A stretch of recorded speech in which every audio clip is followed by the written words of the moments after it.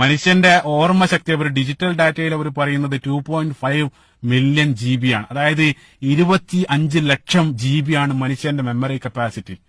നമ്മുടെ തലച്ചോറ് ഒരു കമ്പ്യൂട്ടർ ആയിരുന്നെങ്കിൽ ഒരു സെക്കൻഡിൽ 38,000 ട്രില്യൺ ഓപ്പറേഷൻ അതിന് നടത്താൻ സാധിക്കും എന്നുള്ള. 38,000 ട്രില്യൺ. 1 ട്രില്യൺ എന്ന് വെച്ചാൽ 1,00,000 കോടിയാണ്. അത്തരത്തിൽ 38,000 ട്രില്യൺ ഓപ്പറേഷൻ ആ കമ്പ്യൂട്ടറിന് നടത്താൻ സാധിക്കും. ഇപ്പൊ ഇന്ന് മനുഷ്യനുണ്ടാക്കിയ ഏറ്റവും അഡ്വാൻസ്ഡ് ആയിട്ടുള്ള കമ്പ്യൂട്ടറിന് പോലും അതിന്റെ 0.02% മാത്രമേ നിർവഹിക്കാൻ സാധിക്കുന്നു.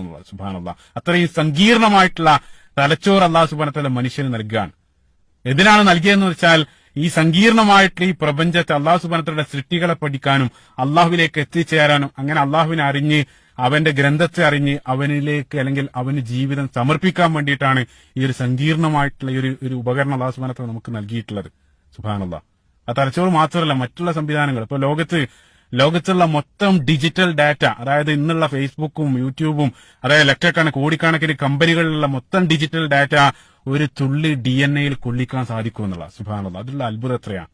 ഇന്നേ വരെ ലോകത്തുള്ള മുഴുവൻ മനുഷ്യരാശിയും കൈവരിച്ചിട്ടുള്ള മുഴുവൻ ഇൻഫർമേഷനും 4 ഗ്രാം DNA അകത്ത് ഉൾക്കൊള്ളിക്കാൻ സാധിക്കുമെന്നുള്ള. അത്രയും സൂക്ഷ്മമായിട്ടുള്ള അതിനകത്ത് ഉൾക്കൊള്ളിക്കാൻ സാധിക്കും. അത്രയും വലിയ സങ്കീർണതകൾ അല്ലാഹു സുബ്ഹാനഹു വ തആല മനുഷ്യനെ സൃഷ്ടിച്ചു എന്നുള്ള.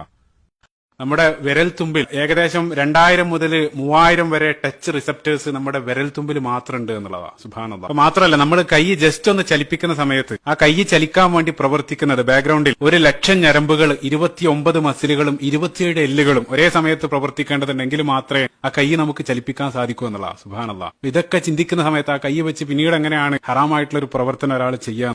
അല്ലാഹു സുബ്ഹാനഹു വ തആല പരിശുദ്ധ ഖുർആനിൽ മനുഷ്യ സൃഷ്ടിപ്പിനെ സംബന്ധിച്ച് പറഞ്ഞ സന്ദർഭത്തിൽ ലഖദ് ഖലഖനൽ ഇൻസാന ഫീ അഹ്സനി തഖ്വീൻ, ഏറ്റവും മികച്ച രൂപത്തിൽ ഡിസൈൻ ചെയ്തു സൃഷ്ടിച്ചു എന്ന് അല്ലാഹു സുബ്ഹാനഹു വ തആല പറയുന്നുണ്ട്.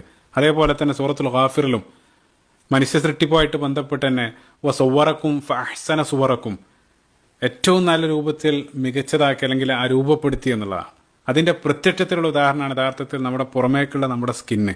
അപ്പൊ ആ ഒരു സ്കിന്ന് വഴിയാണ് നമ്മൾ ആ സ്പർശനം അനുഭവിക്കുന്നത്. നമ്മൾ ഒരാളെ തൊടുന്ന ഉടനെ തന്നെ അയാൾ അറിയുന്നുണ്ട്, ഉടനെ തന്നെ അത് പ്രതികരിക്കുന്നുണ്ട്. പക്ഷേ അതിന്റെ പിന്നിൽ നടക്കുന്ന വലിയൊരു ഒരു പ്രവർത്തനത്തെ സംബന്ധിച്ച് നമ്മൾ ആരും ചിന്തിക്കാൻ പോകാറില്ല. യഥാർത്ഥത്തിൽ നമ്മുടെ ശരീരത്തിലുള്ള ആ സ്കിന്നിലുടനീളം നിരവധി റിസപ്റ്ററുകൾ അല്ലാഹു സുബ്ഹാനഹു വ തആല സംവിധാനിച്ചിട്ടുണ്ട്. അതായത് ചെറിയ സിഗ്നൽ പിടിച്ചെടുക്കുന്ന ഏരിയൽ പോലെയുള്ള നിരവധി റിസപ്റ്ററുകൾ ശരീരത്തിലുടനീളമുണ്ട്. ഒന്നല്ല, പല ഭാഗത്തായിട്ട് പല അളവിലായിട്ട് ശരീരത്തിലുടനീളം അതുണ്ട്. അവസാനം അത്തരം സൃഷ്ടി പഠനങ്ങളിലൂടെ നിങ്ങൾ എത്തിച്ചേരുന്ന കൺക്ലൂഷൻ പരിശുദ്ധ ഖുർആൻ സൂറത്ത് ആൽ ഇംറാൻ അല്ലാഹു സുബ്ഹാനഹു വ തആല പറഞ്ഞു, റബ്ബന മാ ഖലഖ്ത ഹാദാ ബാതില സുബ്ഹാനക, അല്ലാഹുവേ ദൈവമേ ഇതെല്ലാം നീ വെറുതെ ബാത്തിലായിട്ട് വെറുതെ സൃഷ്ടിച്ചതല്ല, സുബ്ഹാനക നീ അത്ര പരിശുദ്ധനാണ്.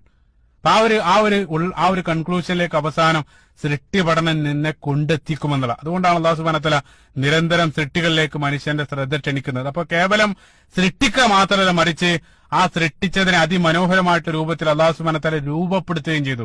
ഏറ്റവും മനോഹരമായിട്ടുള്ള രൂപത്തിൽ സൃഷ്ടികൾ അവൻ ഡിസൈൻ ചെയ്യുകയും ചെയ്തു എന്നുള്ളതാണ്.